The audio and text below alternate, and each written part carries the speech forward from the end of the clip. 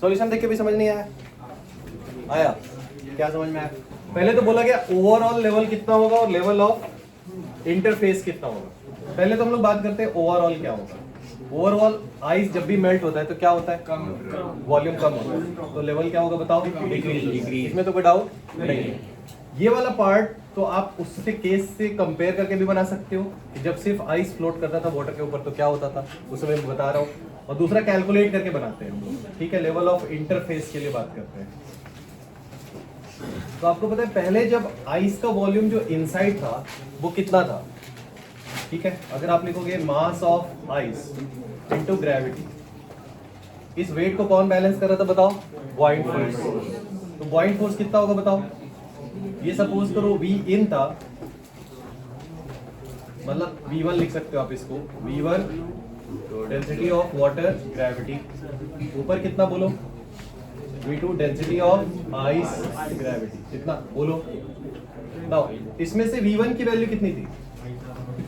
Mass of ice gravity minus, अच्छा ये oil है, ऑयल की डेंसिटी है ना, डिवाइडेड बाय क्या बोलो यहाँ से?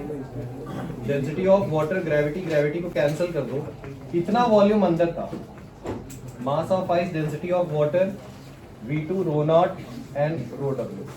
फाइनली वॉल्यूम फॉर्म कितना होगा बोलो?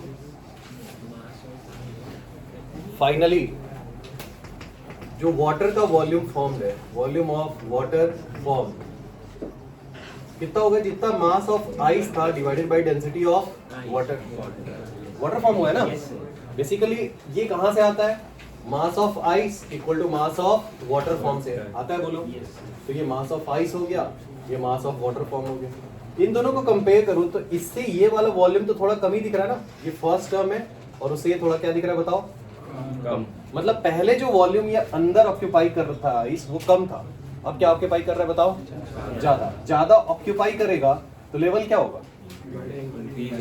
बढ़ेगा। क्या होगा बोलो? बढ़ेगा। तो इसका मतलब इंटरफेस का level will rise and overall level will fall.